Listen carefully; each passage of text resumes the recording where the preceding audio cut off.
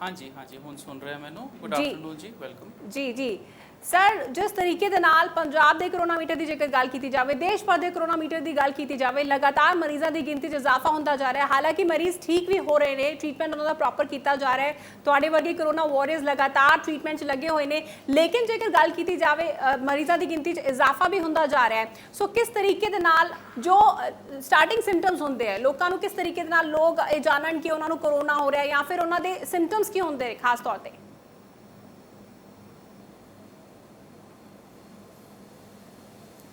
देखो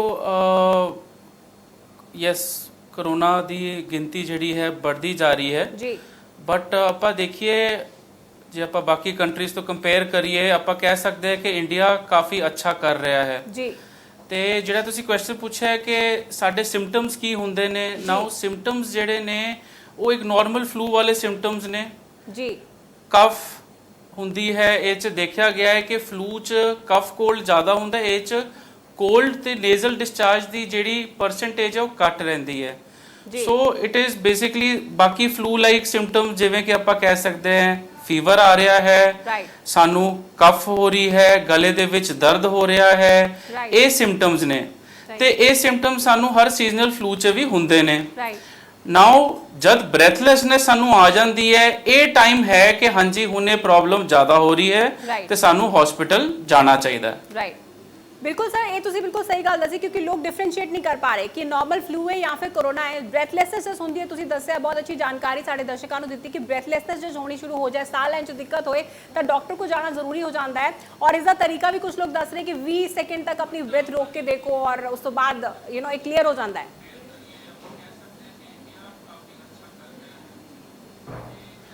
देखो ये जिहड़ा 20 सेकंड वाला आपां सब ने सुनिया, WhatsApp ते भी काफ़ी आया है। ये जिहड़ी चीज़ है ਇਹਦਾ कोई साइंटिफिक इन्ना बेसिस नहीं है। ਇਹਦੇ 'ਚ ਇਹ ਆਪਾਂ ਕਹਿ नहीं सकते कि 100% ये चीज़ एक्यूरेट है, बट ये सिर्फ एक मार्कर है दस्सण लई कि हाँ जे मैं मेरे लंग्स 'ਚ कोई इफेक्ट होया है कोरोना वायरस का, ते जे मैं 20 सेकंड साह रोकांगा ते मैनू ਉਹ ਜ਼ਿਆਦਾ ਪ੍ਰਭਾਵ ਦੇਗਾ ਤੇ ਮੈਨੂੰ ਬ੍ਰੈਥਲੈਸਨੈਸ ਜ਼ਿਆਦਾ ਹੋਏਗੀ। ਤੇ ਇਹ ਇੱਕ ਬੜਾ ਕਰੂਡ ਜਿਹਾ ਮੈਥਡ ਹੈ ਦੇਖਣ ਲਈ ਕਿ ਤੁਹਾਡੀ ਲੰਗਸ ਦੀ ਹੈਲਥ ਤੇ ਹੈਲਥ ਦਾ ਸਟੇਟਸ ਕੀ ਹੈ।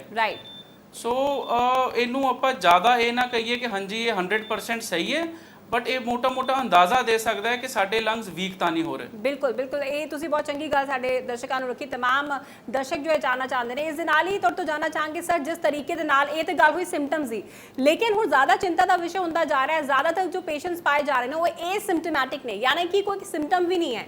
उन्हां हालातां 'च की कीता जावे?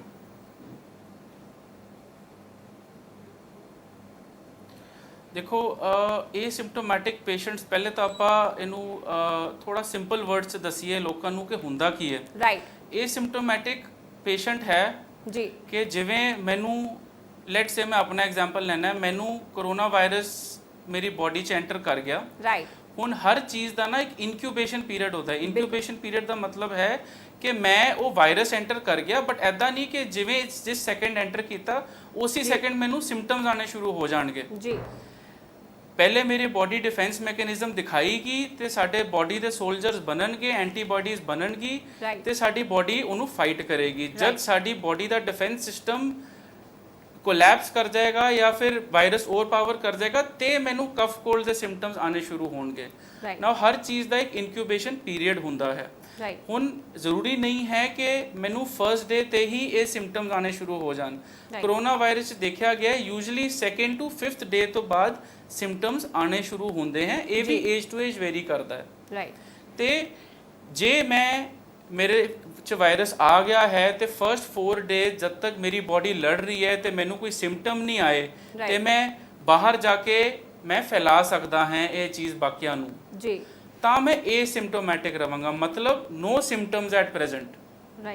ठीक है, तो ऐदा भी हो सकता है कि अगे जाके मैनू सिम्पटम्स ना आन कि मेरी बॉडी फाइट करते रहे, जो कि आप देख रहे हैं 80 to 85% ऑफ द केसेस नू हॉस्पिटल जान की भी लोड़ नहीं पै रही है।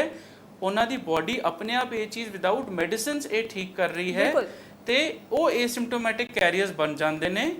तो कि बट ताही करके लॉकडाउन इन्ना इफेक्टिव क्यों होएगा, क्योंकि ये एसिम्पटोमैटिक कैरियर्स ही ने जो कि इनविजिबल ने। ਉਹਨਾਂ ਨੂੰ ਨਹੀਂ ਪਤਾ ਕਿ ਉਹਨਾਂ ਨੂੰ ਹੈ, ਬਟ ਉਹ ਬਾਕੀਆਂ ਨੂੰ ਫੈਲਾ ਸਕਦੇ ਨੇ। ਰਾਈਟ ਇਹ ਬਹੁਤ ਇੱਕ ਚੰਗੀ ਗੱਲ ਤੁਸੀਂ ਦੱਸੀ ਕਿ ਏਸਿਮਟੋਮੈਟਿਕ ਕੈਰੀਅਰਸ ਜਿਹੜੇ ਹੈ ਉਹਨਾਂ ਨੂੰ ਪਤਾ ਨਹੀਂ ਕਿ ਉਹ ਖੁਦ ਉਹਨਾਂ ਦੇ ਅੰਦਰ ਕਰੋਨਾ ਹੈ, ਲੇਕਿਨ ਉਹ ਬਾਕੀਆਂ ਨੂੰ ਫੈਲਾ ਸਕਦੇ ਨੇ ਕਿਉਂਕਿ ਉਹਨਾਂ ਦੀ ਇਮਿਊਨਿਟੀ ਸਟਰੋਂਗ ਹੁੰਦੀ ਹੈ। ਸੋ ਇੱਥੇ ਇਮਿਊਨਿਟੀ ਤਾਂ ਸਟਰੋਂਗ ਹੋਣਾ ਬਹੁਤ ਜ਼ਰੂਰੀ ਹੋ ਜਾਂਦਾ ਹੈ ਸਰ। ਤੇ ਇੱਥੇ ਇਹ ਜਾਣਨਾ ਵੀ ਜ਼ਰੂਰੀ ਹੈ ਤਮਾਮ ਦਰਸ਼ਕਾਂ ਦੇ ਲਈ ਜੋ ਕਿ ਘਰਾਂ 'ਚ ਨੇ, ਇਸ ਟਾਈਮ ਲਾਕਡਾਊਨ ਪੀਰੀਅਡ ਚੱਲ ਰਿਹਾ ਹੈ, ਇਮਿਊਨਿਟੀ ਸਟਰੋਂਗ ਕਰਨ ਦੇ ਜਾਂ ਫਿਰ ਕੀ ਕੁਝ ਖਾਸ ਇਹਤਿਆਤ ਵਰਤਨ, ਕੀ ਪ੍ਰੀਕਾਸ਼ਨਸ ਲੈਣ, ਕੀ ਅੱਛੀ ਚੀਜ਼ਾਂ ਉਹਨਾਂ ਨੂੰ ਖਾਣੀਆਂ ਚਾਹੀਦੀਆਂ ਹੈ ਕਿ ਉਹਨਾਂ ਦੀ ਇਮਿਊਨਿਟੀ ਸਟਰੋਂਗ ਰਹੇ ਔਰ ਇਸ ਵਾਇਰਸ ਦੇ ਨਾਲ ਉਹ ਲੜ ਸਕਣ। ਦੇਖੋ, ਇਮਿਊਨਿਟੀ ਸਟਰੋਂਗ ਕਰਨ ਲਈ ਸਾਨੂੰ ਆਪਣੇ ਬੇਸਿਕਸ ਠੀਕ ਕਰਨੇ ਹੈ। ਸਭ ਤੋਂ ਪਹਿਲੇ ਬਹੁਤ ਜ਼ਰੂਰੀ ਹੈ ਸਾਡੀ ਸਲੀਪ ਐਂਡ ਰੈਸਟ। ਬਹੁਤ ਜ਼ਰੂਰੀ ਹੈ ਸੋਣਾ, proper 8 to 10 hours of sleep in 24 hours ਬੜੀ ਜ਼ਰੂਰੀ ਹੈ। ਐਦਾਂ ਨਹੀਂ ਕਿ ਰਾਤੀ ਆਪਾਂ ਮੋਬਾਈਲ 'ਚ ਲੱਗੇ ਹੋਏ ਹਾਂ 2-2 ਘੰਟੇ 2-2 ਵਜੇ ਤੱਕ।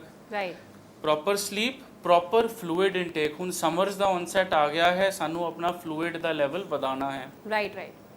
then comes proper diet। ਇਹ ਨਹੀਂ ਕਿ ਜੀ ਹੁਣ ਫਾਸਟਿੰਗ ਕਰਨੀ ਸ਼ੁਰੂ ਕਰ ਦਈਏ, ਆਪਾਂ ਹੁਣ ਵਜ਼ਨ ਘਟਾਉਣਾ ਸ਼ੁਰੂ ਕਰ ਦਈਏ। this is the worst time for dieting। ਆਪਾਂ ਇੰਟਰਨੈਟ ਤੇ ਦੇਖ ਰਹੇ ਹਾਂ 30 ਡੇ ਸ਼ਡਿਊਲ ਆ ਰਿਹਾ ਹੈ, ਤੇ we should be careful ਕਿ ਸਾਨੂੰ ਪ੍ਰੋਪਰ ਮੀਲਸ ਲੈਣੀ ਹੈ ਤੇ ਹੈਵ ਗੁੱਡ ਥਿੰਗਸ ਦਾ ਮਤਲਬ ਵਿਟਾਮਿਨ ਸੀ ਵਾਲੀ ਚੀਜ਼ਾਂ, ਜਿਹੜੇ ਸਿਟਰਸ ਫਰੂਟਸ, ਔਰੇਂਜ ਹੋ ਗਏ, ਨਿੰਬੂ ਹੋ ਗਿਆ, ਇਹ ਚੀਜ਼ਾਂ ਜਿਹੜੀ ਹੈ ਇਹਦੀ ਐਂਟੀਆਕਸੀਡੈਂਟ ਪ੍ਰੋਪਰਟੀ ਹੁੰਦੀ ਹੈ। ਫਰੂਟਸ ਜ਼ਿਆਦਾ ਲਓ, ਸੈਲਡ ਜ਼ਿਆਦਾ ਲਓ, ਕੈਲੋਰੀਜ਼ ਪੂਰੀ ਲਓ, ਸਲੀਪ ਪੂਰੀ ਲਓ, ਤੇ ਇਹੀ ਸਾਡੀ ਇਮਿਊਨਿਟੀ ਵਧਾਏਗੀ। ਇਹ ਵੀ ਇਮਿਊਨਿਟੀ ਵਧਾਏਗੀ। ਔਰ ਬਹੁਤ ਚੰਗੀ ਗੱਲ ਤੁਸੀਂ ਦੱਸੀ ਕਿ ਵਿਟਾਮਿਨ ਸੀ ਰਿਚ ਫੂਡਸ ਖਾਣੇ, ਫਰੂਟਸ ਖਾਣੇ ਬਹੁਤ ਜ਼ਰੂਰੀ ਨੇ। ਸਰ ਇਸ ਦੇ ਨਾਲ ਜਾਣਨਾ ਚਾਹਾਂਗੇ, ਜਿਸ ਤਰੀਕੇ ਦੇ ਨਾਲ ਦੇਖਿਆ ਗਿਆ ਕਿ ਚੰਡੀਗੜ੍ਹ ਦੀ ਜੇਕਰ ਗੱਲ ਕੀਤੀ ਜਾਵੇ ਔਰ ਬਾਕੀ ਇਲਾਕਿਆਂ ਦੇ ਵੀ, ਪੰਜਾਬ ਦੇ ਕਈ ਜ਼ਿਲ੍ਹਿਆਂ 'ਚ ਮਰੀਜ਼ਾਂ ਦੀ ਗਿਣਤੀ 'ਚ ਇਜ਼ਾਫਾ ਹੁੰਦਾ ਜਾ ਰਿਹਾ। ਚੰਡੀਗੜ੍ਹ ਵੀ ਹੌਟਸਪੌਟ ਹੈ, 39 ਪੇਸ਼ੈਂਟਸ ਹੋ ਚੁੱਕੇ ਨੇ। ਸੋ ਕਿਸ ਤਰੀਕੇ ਦੀ ਫੈਸਿਲਿਟੀਜ਼ ਉੱਥੇ ਅਵੇਲੇਬਲ ਨੇ, ਔਰ ਜੇਕਰ ਗੱਲ ਕੀਤੀ ਜਾਵੇ PPE ਕਿਟਸ ਦੀ, ਤੇ ਕੀ ਅਵੇਲੇਬਿਲਿਟੀ ਸਭ ਜਗ੍ਹਾ ਕਾਫੀ ਚੰਗੀ ਅਵੇਲੇਬਿਲਿਟੀ ਹੈ?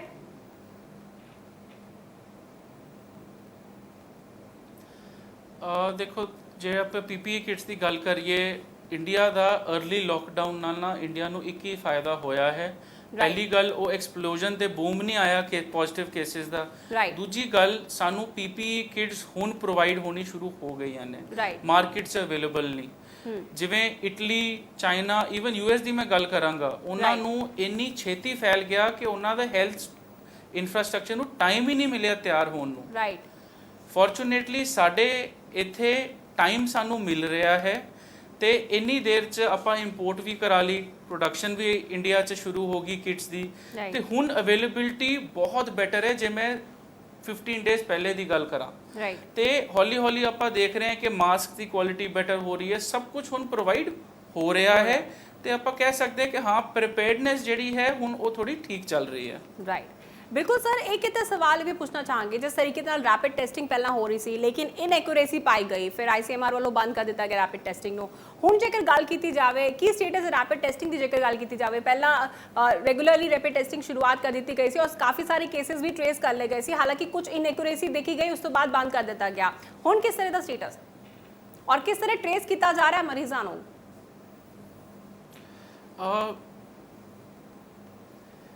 ਜੇ ਮੈਂ ਰੈਪਿਡ ਟੈਸਟ ਕਿਟ ਦੀ ਗੱਲ ਕਰਾਂ, ਬੇਸਿਕਲੀ ਸਾਨੂੰ ਪਹਿਲੇ ਸਮਝਣਾ ਹੈ ਕਿ ਕਿਟਸ ਜਿਹੜੀ ਹੈ ਨਾ, ਇਹ 100% ਐਕਿਊਰੇਟ ਨਹੀਂ ਹੁੰਦੀ ਹੈ।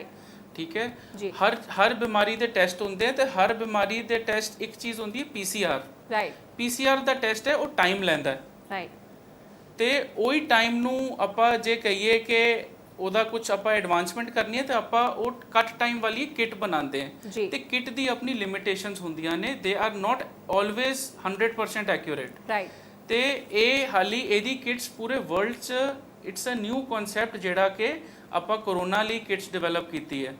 ਹੁਣ ਜਿਹੜਾ ਦੇਖਿਆ ਗਿਆ ਹੈ ਕਿ ਇਹਦੀ 10% ਐਕਿਊਰੇਸੀ ਵੀ ਨਹੀਂ ਹੈ। ਹੁਣ ਇਹ ਮੈਂ ਨਿਊਜ਼ਪੇਪਰ 'ਚ ਹੀ ਪੜ੍ਹਿਆ ਸੀ ਆਰਟੀਕਲ, ਕਿ ਦੇਖਿਆ ਗਿਆ ਹੈ ਕਿ ਇੱਕ ਕੋਰੋਨਾ ਦਾ ਮਰੀਜ਼ ਵੀ ਉਹ ਟੈਸਟ ਕਰ ਲੇਗਾ ਨਾ, ਤੇ ਉਹਦਾ ਉਹ ਨੈਗੇਟਿਵ ਹੀ ਆਏਗਾ।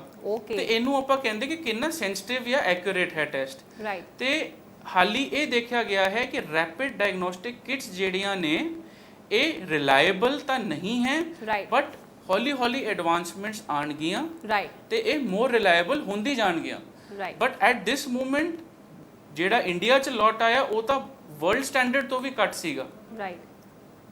ਠੀਕ ਹੈ, ਇਸ ਕਰਕੇ ਉਹਨਾਂ ਨੇ ਵਾਪਸ ਕਰ ਦਿੱਤੀ ਹੈ, ਤੇ this is a right thing ਕਿ ਬਿਲਕੁਲ ਤੇ ਇਹ ਚੀਜ਼ ਚੰਗੀ ਹੈ ਕਿ ਉਹਨਾਂ ਨੇ ਵਾਪਸ ਕਰਤੀ, ਬਿਕੋਜ਼ ਇਹ ਬਿਲਕੁਲ ਵੀ ਸਟੈਂਡਰਡ ਚੀਜ਼ ਨਹੀਂ ਸੀ ਤੇ ਲੈਸ ਦੈਨ 10% ਐਕਿਊਰੇਸੀ ਸੀ ਇਹਦੀ, ਇਸ ਕਰਕੇ ਉਹਨਾਂ ਨੇ ਵਾਪਸ ਕਰਤੀ ਹੈ। ਬਿਲਕੁਲ ਲੈਸ ਦੈਨ 10% ਐਕਿਊਰੇਸੀ ਸੀ ਔਰ ਇੱਕ ਚੰਗਾ ਸਟੈਪ ਚੱਕਿਆ ਗਿਆ ਆਈਸੀਐਮਆਰ ਵੱਲੋਂ। ਸਰ ਤੁਹਾਡੇ ਤੋਂ ਜਾਣਨਾ ਚਾਹਾਂਗੇ ਹੁਣ ਜਿਸ ਤਰੀਕੇ ਦੇ ਨਾਲ ਇਹਦੀ ਇਨਐਕਿਊਰੇਸੀ ਹੋਣ ਦੀ ਵਜ੍ਹਾ ਦੇ ਨਾਲ ਵਾਪਸ ਹੋ ਗਿਆ, ਪੰਜਾਬ ਦੀ ਜੇਕਰ ਗੱਲ ਕੀਤੀ ਜਾਵੇ ਓਵਰਆਲ ਤੇ ਕਿਸ ਤਰੀਕੇ ਦੀ ਫੈਸਿਲਿਟੀਜ਼ ਉੱਥੇ तमाम ਹਸਪੀਟਲ 'ਚ ਅਵੇਲੇਬਿਲਿਟੀ ਹੈ, ਕਿਉਂਕਿ ਮਰੀਜ਼ਾਂ ਦੀ ਗਿਣਤੀ 'ਚ ਲਗਾਤਾਰ ਜੋ ਪੰਜਾਬ ਦਾ ਕਰੋਨਾਮੀਟਰ ਹੈ ਵੱਧਦਾ ਜਾ ਰਿਹਾ ਹੈ, ਸੋ ਅਵੇਲੇਬਿਲਿਟੀ ਹੈ, ਕਿਸ ਤਰੀਕੇ ਦੇ ਨਾਲ ਟੈਸਟ ਲੋਕਾਂ ਦੇ ਕੀਤੇ ਜਾ ਰਹੇ ਨੇ, ਉੱਥੇ ਕੀ ਸਾਰੀ ਤਿਆਰੀਆਂ ਨੇ?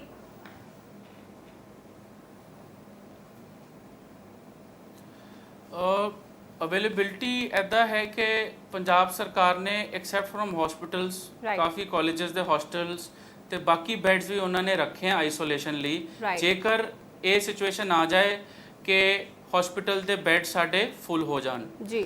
ਬਟ ਇਹ ਸਟਿਲ ਮੈਂ ਕਹਾਂਗਾ ਕਿ ਇਹਦੇ ਲਈ ਪ੍ਰਿਪੇਅਰ ਹੋਣਾ ਇੱਕ ਆਸਾਨ ਗੱਲ ਨਹੀਂ ਹੈ। ਆਪਾਂ ਫਰਾਂਸ ਤੇ ਇਟਲੀ ਦੀ ਗੱਲ ਕਰੀਏ ਜੀ, ਆਪਾਂ ਯੂਐਸਏ ਦੀ ਗੱਲ ਕਰੀਏ ਜੀ, ਉਹਨਾਂ ਦਾ ਇਨਫਰਾਸਟ੍ਰਕਚਰ ਹੈਲਥ ਕੇਅਰ ਸਾਡੇ ਤੋਂ ਬਹੁਤ ਜ਼ਿਆਦਾ ਐਡਵਾਂਸਡ ਹੈ। ਜੇ ਉਹਨਾਂ ਨੇ ਹੀ ਕਹਿਤਾ ਹੈ ਕਿ ਉਹਨਾਂ ਦਾ ਹੈਲਥ ਇਨਫਰਾਸਟ੍ਰਕਚਰ ਇਹਦੇ ਲਈ ਰੈਡੀ ਨਹੀਂ ਹੈ ਤੇ ਉਹਨਾਂ ਨੂੰ ਬਹੁਤ ਸਾਰੀ ਸ਼ਾਰਟ ਕਮਿੰਗਸ ਤੇ ਖਾਮੀਆਂ ਨਜ਼ਰ ਆ ਰਹੀ ਹੈ ਉਹਨਾਂ ਦੇ ਹੈਲਥ ਸਟਰਕਚਰ ਵਿੱਚ, ਤੇ ਆਪਾਂ ਤਾਂ ਉਹਨਾਂ ਤੋਂ ਬਹੁਤ ਪਿੱਛੇ ਹੈ। ਠੀਕ ਹੈ, ਤੇ ਇਹ ਕਹਿਣਾ ਕਿ ਆਪਾਂ 100% ਇਹਦੇ ਲਈ ਪ੍ਰੀਪੇਅਰਡ ਹੈ, ਬਿਲਕੁਲ ਨਹੀਂ।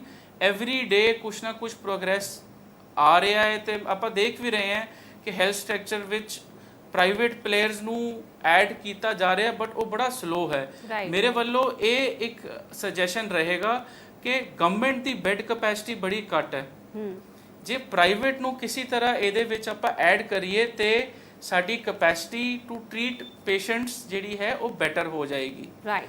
ਨਾਓ ਇਹਦੇ ਵਿੱਚ ਗਵਰਨਮੈਂਟ ਨੂੰ ਕੈਪਿੰਗ ਲਗਾਉਣੀ ਪਏਗੀ ਪ੍ਰਾਈਸਿੰਗ ਦੀ, ਕਿ ਪਤਾ ਲੱਗੇ ਕਿ ਹਾਂਜੀ ਇਹਦੇ 'ਚ ਐਕਸਪਲੋਇਟੇਸ਼ਨ ਨਾ ਹੋ, ਉਹ ਸਾਰੀ ਚੀਜ਼ਾਂ ਉਹ ਗਵਰਨਮੈਂਟ ਦਾ ਕੰਮ ਹੈ। ਬਟ ਪ੍ਰਿਪੇਅਰ ਹੋਣਾ 100% ਇਸ ਚੀਜ਼ ਦੇ ਲਈ ਆਸਾਨ ਨਹੀਂ ਹੈ, ਬਿਕੋਜ਼ ਆਪਾਂ ਦੇਖੀਏ ਐਡਵਾਂਸ ਕੰਟਰੀਜ਼ ਵੀ ਇਹਦੇ ਲਈ ਪ੍ਰਿਪੇਅਰ ਨਹੀਂ ਹੋ ਪਾਈ ਹੈ ਜੀ। ਬਿਲਕੁਲ ਸਰ, ਐਡਵਾਂਸ ਕੰਟਰੀਜ਼ ਵੀ ਪ੍ਰਿਪੇਅਰ ਨਹੀਂ ਹੋ ਪਾਈਆਂ ਔਰ ਕਾਫੀ ਮਾਮਲੇ ਵੱਧਦੇ ਜਾ ਰਹੇ ਨੇ। ਔਰ ਉੱਥੇ ਹੀ ਗੱਲ ਕੀਤੀ ਜਾਵੇ, ਜੇਕਰ ਅਸੀਂ ਗੱਲ ਕਰੀਏ ਇੰਡੀਆ ਦੀ, ਤੇ ਹੁਣ ਭਾਰਤ 'ਚ ਜੇਕਰ ਦਿੱਲੀ ਦੀ ਗੱਲ ਕੀਤੀ ਜਾਵੇ, ਹਾਲ ਹੀ ਵਿੱਚ ਪਲਾਜ਼ਮਾ ਥੈਰੇਪੀ ਦੀ ਵੀ ਸ਼ੁਰੂਆਤ ਕਰ ਦਿੱਤੀ ਗਈ ਹੈ ਔਰ ਪੇਸ਼ੈਂਟ ਠੀਕ ਹੋ ਕੇ ਘਰ ਵੀ ਚਲੇ ਗਏ ਪਲਾਜ਼ਮਾ ਥੈਰੇਪੀ ਦੇ ਨਾਲ। ਔਰ ਅਪੀਲ ਵੀ ਕੀਤੀ ਗਈ ਸੀ ਸਰਕਾਰ ਵੱਲੋਂ ਔਰ ਡਾਕਟਰ ਵੱਲੋਂ ਕਿ ਜੋ ਵੀ ਲੋਕ ਠੀਕ ਹੋ ਕੇ ਜਾ ਰਹੇ ਨੇ ਉਹ ਅੱਗੇ ਆਉਣ ਔਰ ਹੈਲਪ ਕਰਨ। ਸੋ ਪਲਾਜ਼ਮਾ ਥੈਰੇਪੀ ਕਿੰਨੀ ਬੈਨੀਫੀਸ਼ੀਅਲ ਹੈ? ਪੰਜਾਬ ਦੀ ਜੇਕਰ ਗੱਲ ਕੀਤੀ ਜਾਵੇ ਤੇ ਇੱਥੇ ਕੀ ਪਲਾਜ਼ਮਾ ਥੈਰੇਪੀ ਦੀ ਸ਼ੁਰੂਆਤ ਕੀਤੀ ਗਈ ਹੈ, ਕੀ ਸਟੇਟਸ ਹੈ ਪੰਜਾਬ ਦਾ?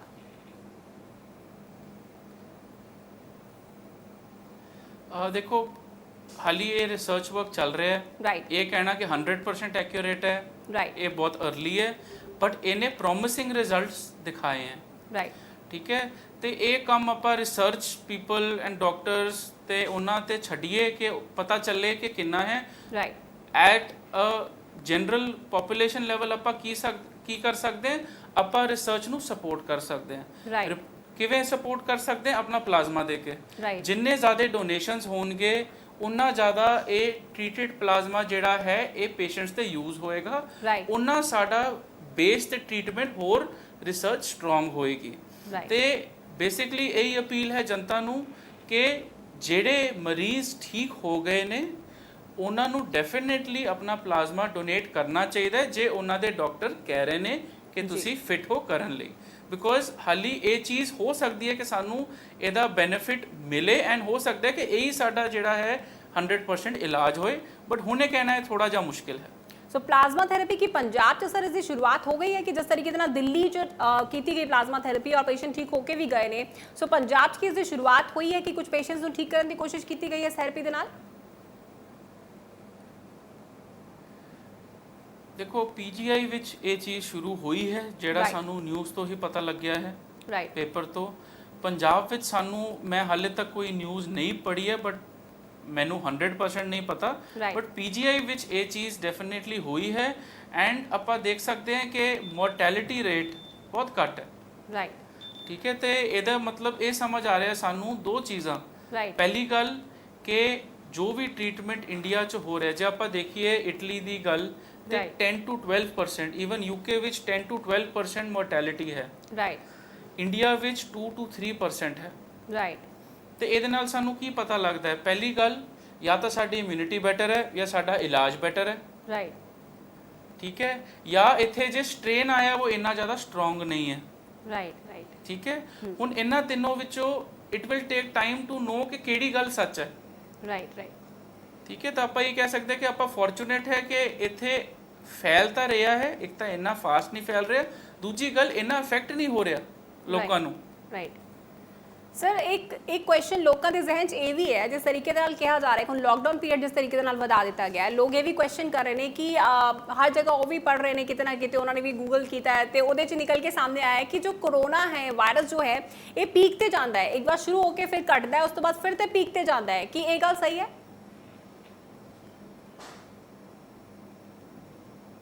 ਨਹੀਂ, ਇਹਦੇ ਵਿੱਚ ਕੋਈ ਉਹ ਬੇਸਿਸ ਨਹੀਂ ਹੈ। ਰਾਈਟ, ਪਹਿਲੀ ਗੱਲ ਹੈ ਇਹ ਕਰੋਨਾ ਵਾਇਰਸ ਦਾ ਜੋ ਹੁਣ ਪੈਂਡੈਮਿਕ ਚੱਲ ਰਿਹਾ ਹੈ, ਸਾਨੂੰ ਬਹੁਤ ਸਾਰੀ ਚੀਜ਼ਾਂ ਨਾ ਕੋਈ ਇਹਨੂੰ ਗੈਸ ਨਹੀਂ ਕਰ ਸਕਦਾ ਜਾਂ ਪ੍ਰੀਐਮਪਟ ਨਹੀਂ ਕਰ ਸਕਦਾ। ਰਾਈਟ WHO ਨੇ ਪਰਸੋਂ ਇੱਕ ਸਟੇਟਮੈਂਟ ਦਿੱਤੀ ਸੀ ਕਿ ਇਹਦੇ 'ਚ ਰੀਅਕਰੈਂਸ ਵਾਇਰਸ ਦੀ ਹੋਣ ਦੇ ਚਾਂਸਸ ਬਹੁਤ ਜ਼ਿਆਦਾ ਨੇ। ਓਕੇ, ਇਹਦਾ ਮਤਲਬ ਕੀ ਹੈ ਕਿ ਜੇ ਤੁਹਾਨੂੰ ਇੱਕ ਵਾਰ ਕਰੋਨਾ ਹੋ ਜਾਂਦਾ ਹੈ, ਇਹ ਫਿਰ ਹੋ ਸਕਦਾ ਹੈ। ਓਕੇ, ਠੀਕ ਹੈ, ਤੁਸੀਂ ਪੂਰੇ ਲਾਈਫ ਲਈ ਇਮਿਊਨ ਨਹੀਂ ਹੋ ਇਹਦੇ ਲਈ। ਓਕੇ, ਜਿਵੇਂ ਚਿਕਨ ਪੌਕਸ ਦੀ ਗੱਲ ਕਰੀਏ, ਉਹ ਇੱਕ ਵਾਰ ਹੁੰਦਾ ਹੈ ਤੇ then there is a huge chance ਕਿ ਤੁਹਾਨੂੰ ਫਿਰ ਕਦੀ ਨਾ ਹੋਏ, ਬਿਕੋਜ਼ ਤੁਹਾਡੀ ਬਾਡੀ ਇਮਿਊਨਿਟੀ ਡਿਵੈਲਪ ਕਰ ਲੈਂਦੀ ਹੈ ਜੀ। ਬਟ WHO ਨੇ ਇਹ ਕਿਹਾ ਹੈ ਕਿ ਇਹਦੇ ਲਈ ਕੋਈ ਪਰਮਨੈਂਟ ਇਮਿਊਨਿਟੀ ਨਹੀਂ ਬਣਦੀ ਤੇ there can be a second wave. Right, ਠੀਕ ਹੈ, ਹੁਣ ਉਹ ਸੈਕੰਡ ਵੇਵ ਉਨੀ ਹੀ ਡਿਸਟਰਕਟਿਵ ਹੋਏਗੀ ਜਾਂ ਉਨੀ ਹੀ ਸੀਰੀਅਸ ਹੋਏਗੀ, नो वन कैन प्रिडिक्ट। ये सिर्फ टाइम ही दस सकता है, बाकी ये अफवाह ने कि अगली बार होएगा तो ज़्यादा सीरियस होएगा, कट सीरियस होएगा, ये आप गैस कर ही नहीं सकते। It is too early. Right, it's too early. और फेक न्यूज़ से आई गेस विश्वास भी नहीं करना चाहिए, क्योंकि ज़्यादातर लोग पैनिक कर रहे हैं। हालांकि ये वायरस बहुत खतरनाक है, लेकिन पैनिक लोग ज़्यादा कर रहे हैं क्योंकि फेक न्यूज़ इस तरह की बहुत आती है, कितने ना कितने वो पढ़ लेंगे और सोचते हैं कि वाकई इस तरह के नाल होएगा। सर, एक चीज़ जानना चाहूँगी, जो लोग इस टाइम लॉकडाउन पीरियड्स ने घर के अंदर ने और तमाम प्रिकॉशनस लैन के लिए उन्होंने कहा गया, हालांकि सोशल डिस्टेंसिंग सब तो अच्छा फॉर्मूला है इस वायरस तो निजात पाने का, इस तो दूर रहता, लेकिन होर की कुछ तमाम प्रिकॉशनस ने जो लोग करांच ने, किस तरीके से उन्होंने खाना खाना चाहिए, क्या जानता है कि गर्म चीज़ों का सेवन करना चाहिए, होर की कुछ तमाम प्रिकॉशनस लोगों को लेनियां चाहिए ने, खास तौर पर बुजुर्गों की जेकर गल की जाए? देखो, पहली गल है कि सानू वल्नरेबल ਪੋਪੂਲੇਸ਼ਨ ਨੂੰ ਬਚਾਉਣਾ ਹੈ। ਤੁਸੀਂ ਬਿਲਕੁਲ ਸਹੀ ਕਿਹਾ, ਬਜ਼ੁਰਗਾਂ ਨੂੰ ਜੀ। ਜੇ ਘਰ 'ਚ ਸਾਨੂੰ ਲੋਕਡਾਊਨ ਡਸ ਨਾਟ ਮੀਨ ਕਿ ਆਪਾਂ ਘਰ 'ਚ ਸਾਰੇ ਇਕੱਠੇ ਹੋ ਜਾਈਏ। ਜੇ ਕੋਈ ਬਜ਼ੁਰਗ ਹੈ ਤੇ ਬਾਕੀ ਨੂੰ ਕੋਈ ਮਾਈਲਡ ਕਫ ਵੀ ਹੈ, right, we should make sure ਕਿ ਉਹ ਉਹਨਾਂ ਤੋਂ ਵੀ ਘਰ ਦੇ ਅੰਦਰ ਵੀ ਆਈਸੋਲੇਸ਼ਨ ਹੋਏ। ਰਾਈਟ, ਠੀਕ ਹੈ। ਰਾਈਟ, ਦੂਜੀ ਗੱਲ ਹੈ ਵੀ ਆਰ ਫੋਰਚੂਨੇਟ ਕਿ ਹੁਣ ਧੁੱਪ ਬਹੁਤ ਚੰਗੀ ਆਣੀ ਸ਼ੁਰੂ ਹੋ ਗਈ ਹੈ ਜੀ। ਠੀਕ ਹੈ ਜੀ। ਹਰ ਵਾਇਰਸ ਨਾ ਹੀਟ ਲੈਬਾਈਲ ਹੁੰਦੇ ਹੈ। ਹੀਟ ਲੈਬਾਈਲ ਮਤਲਬ ਹੀਟ ਉਹਨਾਂ ਨੂੰ ਕਿਸੇ ਨਾ ਕਿਸੇ ਤਰ੍ਹਾਂ ਨਾਲ ਉਹਨਾਂ ਦੇ ਸਟਰਕਚਰ ਜਿਹੜੇ ਪ੍ਰੋਟੀਨਸ ਹੁੰਦੇ ਉਹਨਾਂ ਨੂੰ ਉਹ ਵੀਕ ਕਰਦੀ ਹੈ। ਰਾਈਟ, ਠੀਕ ਹੈ, ਤੇ ਬ੍ਰੇਕ ਵੀ ਕਰਦੀ ਹੈ ਤੇ ਸਾਨੂੰ ਧੁੱਪ ਜ਼ਰੂਰ ਲੈਣੀ ਚਾਹੀਦੀ ਹੈ। ਰਾਈਟ, ਤਾਂ ਹੀ ਕਰਕੇ ਇਹ ਕਨਸੈਪਟ ਆਉਂਦਾ ਕਿ ਗਰਮ ਪਾਣੀ ਵੀ ਪੀਓ। ਰਾਈਟ, ਠੀਕ ਹੈ, ਗਰਮ ਪਾਣੀ ਪੀਣ ਨਾਲ ਸਾਡੇ ਗਲੇ ਨੂੰ ਜਿਹੜਾ ਹੈ ਵਾਇਰਸਿਸ ਬੈਕਟੀਰੀਆ ਨੂੰ ਹਾਰਮ ਹੁੰਦਾ ਹੈ। ਜਿਵੇਂ ਆਪਾਂ ਗੱਲ ਕਰੀਏ, ਫੀਵਰ ਬੇਸਿਕਲੀ ਕੀ ਚੀਜ਼ ਹੈ? ਫੀਵਰ ਇੱਕ ਬਾਡੀ ਦਾ ਨੈਚੁਰਲ ਡਿਫੈਂਸ ਮੈਕੈਨਿਜ਼ਮ ਹੈ ਕਿ ਮੈਨੂੰ ਜੇ ਕੋਈ ਅਟੈਕ ਹੋ ਰਿਹਾ, ਮੇਰੀ ਬਾਡੀ ਟੈਂਪਰੇਚਰ ਰੇਜ਼ ਕਰ ਦੇਗੀ ਤੇ ਉਹ ਟੈਂਪਰੇਚਰ ਜਦ ਰੇਜ਼ ਹੋ ਜਾਏਗਾ, ਜਿਹੜੇ ਜਰਮਸ ਹੈ ਉਹ ਮਰ ਜਾਣਗੇ ਜੀ। ਠੀਕ ਹੈ, ਤੇ ਇਹ ਬਾਡੀ ਦਾ ਨੈਚੁਰਲ ਡਿਫੈਂਸ ਮੈਕੈਨਿਜ਼ਮ ਹੈ ਫੀਵਰ ਦਾ। ਤਾਂ ਹੀ ਕਰਕੇ ਜੇ ਆਪਾਂ ਧੁੱਪ 'ਚ ਬੈਠੀਏ, ਗਰਮ ਪਾਣੀ ਯੂਜ਼ ਕਰੀਏ, ਸਟੀਮ ਲਈਏ, ਰਾਈਟ, ਠੀਕ ਹੈ, ਇਹ ਸਾਰੀ ਚੀਜ਼ਾਂ ਦਾ ਪੋਜ਼ਿਟਿਵ ਇਫੈਕਟ ਹੁੰਦਾ ਹੈ ਤੇ ਇਮਿਊਨਿਟੀ ਤੇ ਹੈਲਥ ਨੂੰ ਬੈਨੀਫਿਟ ਦਿੰਦਾ ਹੈ ਆਬਵੀਅਸਲੀ। ਬਿਲकुल बिल्कुल सर, तुसी बहुत चंगी गल दसी कि गर्म चीज़ों का सेवन करो और वर्कआउट करना भी आई गेस काफ़ी ज़्यादा हेल्पफुल रहेगा इस दौरान, क्योंकि इम्यूनिटी काफ़ी स्ट्रॉन्ग होती है। और सर तुहाडे तो जानना चाहांगे, जिस तरीके दे नाल कुछ जिद्दां बजुर्गों के बारे तुसीं दस्सिया कि उन्होंने ज़्यादा प्रिकॉशनस लैने चाहिए, उन्होंने ज़्यादा ख्याल रखना चाहिए। कुछ लोग डायबिटिक भी ने और हाइपरटेंशन के मरीज़ भी ने, बीपी के मरीज़ भी ने, उन्होंने इन्हां केसेस की पर्टिकुलर उन्होंने भी यही है कि उन्होंने OPDs अवेलेबल होणगियां। जेकर गल की जाए पंजाब की, तो उन्होंने लिए की प्रॉपर प्रबंध है इस दौरान जबकि लॉकडाउन चल रहा है और सारा कंसनट्रेशन डॉक्टर्स का कोरोना के उपर ही है। तो जो पेशेंट्स बीपी के पेशेंट्स ने, शुगर के पेशेंट्स ने, उन्होंने लिए OPDs अवेलेबल है, उन्होंने सब तमाम सैटअप किया गया।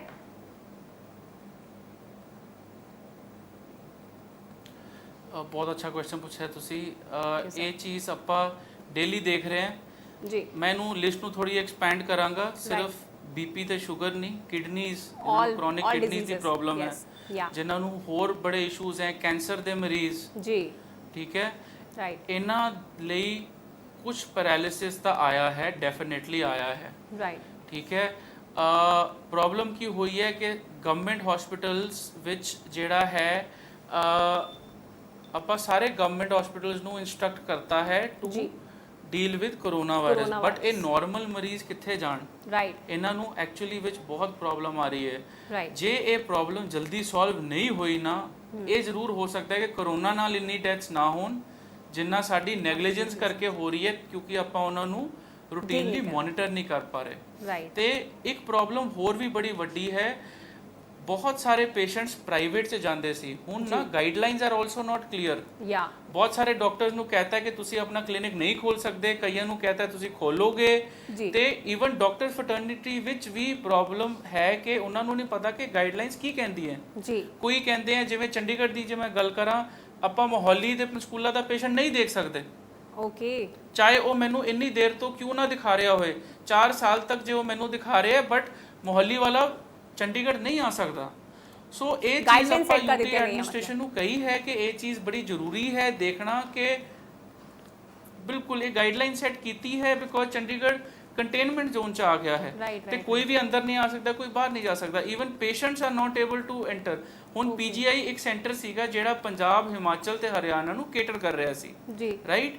ਹੁਣ ਜੇ ਕੋਈ ਪੇਸ਼ੈਂਟ ਜੋ 10 ਸਾਲ ਤੋਂ ਆਪਣਾ ਕੈਂਸਰ ਦਾ ਇਲਾਜ ਕਰਾ ਰਿਹਾ ਹੈ ਫਰੋਮ ਪੰਜਾਬ, ਉਹ ਚੰਡੀਗੜ੍ਹ ਐਂਟਰ ਹੀ ਨਹੀਂ ਕਰ ਪਾਏਗਾ, ਤੇ ਉਹ ਤਾਂ ਬਹੁਤ ਹੀ ਆਪਾਂ ਕਹਿ ਸਕਦੇ ਹਾਂ ਕਿ ਸੀਰੀਅਸ ਗੱਲ ਹੋ ਜਾਏਗੀ ਸਾਡੇ ਲਈ, ਤੇ ਆਪਾਂ ਇੱਕ ਪ੍ਰੋਬਲਮ ਤੋਂ ਤਾਂ ਸ਼ਾਇਦ ਬਚ ਜਾਵਾਂ, ਪਰ ਦੂਜੀ ਪ੍ਰੋਬਲਮ ਜਿਹੜੀ ਹੈ ਉਹਨਾਂ ਨੂੰ ਆਪਾਂ ਲੂਜ਼ ਕਰ ਜਾਵਾਂਗੇ। ਬਿਲਕੁਲ ਸਰ, ਇਹ ਤੁਸੀਂ ਬਹੁਤ ਸਹੀ ਗੱਲ ਦੱਸੀ, ਔਰ ਇਸ ਤੋਂ ਨਜਿੱਠਣ ਦੇ ਲਈ ਆਈ ਥਿੰਕ ਪੰਜਾਬ ਸਰਕਾਰ ਨੂੰ ਵੀ ਔਰ तमाम ਕੇਂਦਰ ਸਰਕਾਰ ਨੂੰ ਵੀ ਸੋਚਣਾ ਚਾਹੀਦਾ ਹੈ। ਫਿਲਹਾਲ ਅਸੀਂ ਜਾਂਦੇ ਚਾਹਾਂਗੇ ਕਿ ਤੁਸੀਂ ਸਾਡੇ तमाम ਦਰਸ਼ਕਾਂ ਨੂੰ ਦੱਸੋ ਕਿ ਜਿਸ ਤਰੀਕੇ ਦੇ ਨਾਲ ਵੈਸੇ ਤਾਂ ਸੋਸ਼ਲ ਡਿਸਟੈਂਸਿੰਗ ਦੀ ਪਾਲਣਾ ਕਰਨ, ਲੇਕਿਨ ਜੇਕਰ ਉਹਨਾਂ ਨੂੰ ਕੁਝ ਸਮਾਨ ਖਰੀਦਣ ਲਈ ਵੀ, ਕੁਝ ਦੇ ਲਈ ਵੀ ਬਾਹਰ ਜਾਣਾ ਹੈ, ਤਾਂ ਜਾਂਦੇ ਪ੍ਰੀਕਾਸ਼ਨਸ ਲੈਣ ਦੇ ਲਈ ਜ਼ਰੂਰ ਦੱਸ ਦਿਓ ਕਿ ਕੀ तमाम ਪ੍ਰੀਕਾਸ਼ਨਸ ਲੈਣ।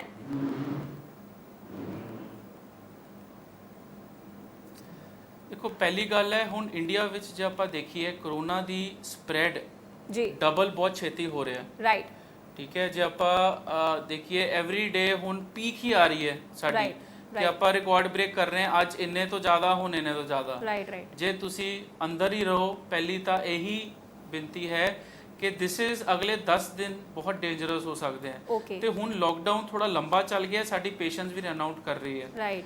10-12 ਦਿਨ ਤੁਸੀਂ ਅਗਲੇ ਨਾ ਚਾਂਸ ਲਓ, ਠੀਕ ਹੈ। ਘਰ ਤੋਂ ਬਾਹਰ ਸਪੈਸ਼ਲੀ ਐਲਡਰਲੀ ਅਬਵ 65 ਨਹੀਂ, ਅਬਵ 50, ਉਹਨਾਂ ਨੂੰ ਬਾਹਰ ਨਹੀਂ ਜਾਣਾ ਚਾਹੀਦਾ, ਜੇ ਬਾਈ ਚਾਂਸ ਜਾਣਾ ਹੈ ਤੇ ਉਹ ਯੰਗ ਪੋਪੂਲੇਸ਼ਨ ਜਾਏ, ਠੀਕ ਹੈ। ਹੋ ਸਕਦਾ ਹੈ ਤੁਸੀਂ ਨੇਬਰ 2-3 ਜਿਹੜੇ ਹੈ ਉਹ ਇਕੱਠੇ ਕਰਕੇ ਆਪਣੀ ਲਿਸਟ, ਇੱਕ ਬੰਦਾ ਸਮਾਨ ਜਾ ਕੇ ਦੇ ਆਏ, ਰਾਈਟ, ਠੀਕ ਹੈ, ਕਿ ਸਭ ਨੂੰ ਐਕਸਪੋਜ਼ਰ ਨਾ ਹੋ, ਵਾਰੀ ਕਰਕੇ ਇੱਕ ਹਫਤਾ ਇੱਕ ਨੇਬਰ ਚੱਲ ਜਾਏ, ਇੱਕ ਹਫਤਾ ਦੂਜਾ ਨੇਬਰ ਚੱਲ ਜਾਏ, ਰਾਈਟ। ਐਦਾਂ ਕਰਕੇ ਸਾਨੂੰ ਕੁਝ ਕਰਨਾ ਪਏਗਾ, ਉੱਥੇ ਜਾ ਕੇ ਸਟ੍ਰਿਕਟ ਨੋਰਮ ਸਾਨੂੰ ਫੋਲੋ ਕਰਨੇ ਪੈਣੇ, ਹੈਂਡ ਵਾਸ਼ਿੰਗ ਦੇ, ਮਾਸਕ ਦੇ, ਐਂਡ ਜੋ ਸਾਨੂੰ ਪਤਾ ਹੀ ਹੈ ਕਿ ਸਾਰੀ ਗਾਈਡਲਾਈਨਸ ਉਹਨਾਂ ਨੇ ਪ੍ਰੋਵਾਈਡ ਕੀਤੀ ਹੋਈ ਹੈ। Okay sir, thank you so much sir. ਜਿਹੜਾ ਸਮਾਨ ਆਪਾਂ ਲੈ ਰਹੇ ਹਾਂ ਜੀ ਸਰ, ਉਹਨੂੰ ਥੋਰਲੀ ਵਾਸ਼ ਕਰਨਾ ਚਾਹੀਦਾ ਹੈ। ਬਿਲਕੁਲ ਸਰ, तमाम ਪ੍ਰੀਕਾਸ਼ਨਸ ਤੁਸੀਂ ਦੱਸੇ ਸਾਡੇ ਦਰਸ਼ਕਾਂ ਨੂੰ, ਔਰ तमाम ਚੀਜ਼ਾਂ ਜੋ ਤੁਸੀਂ ਦੱਸੀਆਂ ਕਾਫੀ ਯੂਜ਼ਫੁਲ ਪ੍ਰੀਕਾਸ਼ਨਸ ਲੈਣ ਦੇ ਲਈ ਦੱਸੇ।